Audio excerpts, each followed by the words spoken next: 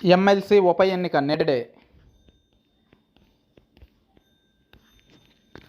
క్యాంపుల నుంచి నేరుగా పోలింగ్ కేంద్రాలకే ఓటర్లు. మొత్తం 1439 మంది ప్రజాప్రతినిధులకు ఓటు హక్కు ఎక్స్ అఫిషియో హోదాలో కల్పించారు. ఓటేయనున్న సీఎం రేవంత్. ఏప్రిల్ 2న కౌంటింగ్. బీఆర్ఎస్ కాంగ్రెస్ మధ్య హోరాహోరీ. BJP side. ఉమ్మడి పాలమూరు జిల్లా స్థానిక సంస్థల ఎమ్మెల్సీ ఉప ఎన్నిక పోలింగ్ గురువారం జరగనుంది. ఇప్పటికే క్యాంపులకు తరలి వెళ్లిన స్థానిక సంస్థల ప్రజాప్రతినిధులు గురువారం నేరుగా పోలింగ్ కేంద్రాలకు చేరుకొని వారి ఓటు హక్కును వినియోగించుకోనున్నారు. మొత్తం 1439 మంది ఓటర్లు ఉండగా 10 పోలింగ్ కేంద్రాలు ఏర్పాటు చేశారు.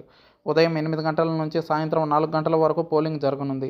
ఏప్రిల్ 2న కౌంటింగ్ జరగనుంది. ఉత్కంఠ మధ్య జరుగుతున్న ఉప ఎన్నిక కావడంతో జిల్లా యంత్రాంగం పకడ్బందీగా ఏర్పాట్లు చేసింది. కల్వకుర్తి ఎమ్మెల్యేగా గెలిచిన తర్వాత కసిరెడ్డి నారాయణ రెడ్డి తన ఎమ్మెల్సీ పదవికి రాజీనామా చేయడంతో ఉప ఎన్నిక అనివార్యమైన విషయం తెలిసిందే.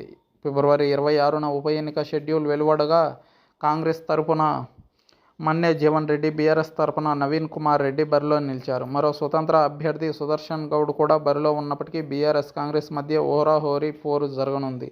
మొన్నటి అసెంబ్లీ ఎన్నికల్లో గెలుపుతో జోష్ మీద ఉన్న కాంగ్రెస్ పార్టీ ఎమ్మెల్సీని దక్కించుకోవడం ద్వారా వచ్చే పార్లమెంటు ఎన్నికల్లో మెజారిటీ స్థానాలు కైవసం చేసుకోవాలని భావిస్తుంది. మరోవైపు బీఆర్ఎస్ సైతం తమ పార్టీకి ఉన్న బలంతో ఎమ్మెల్సీని గెలిపించుకోవాలని ఆశిస్తుంది. రెండు పార్టీలు ఇప్పటికే తమ ప్రజాప్రతినిధులను క్యాంపులకు తరలించాయి. స్థానిక సంస్థల్లో కాంగ్రెస్ బలం తక్కువగానే ఉన్నప్పటికీ ఇటీవల పలువురు బీఆర్ఎస్ ప్రజాప్రతినిధులు హస్తం కండువా కప్పుకున్నారు. ఈ నేపథ్యంలో భారీగా క్రాస్ ఓటింగ్ జరిగే అవకాశం ఉంటుందని అంచనా వేస్తున్నారు.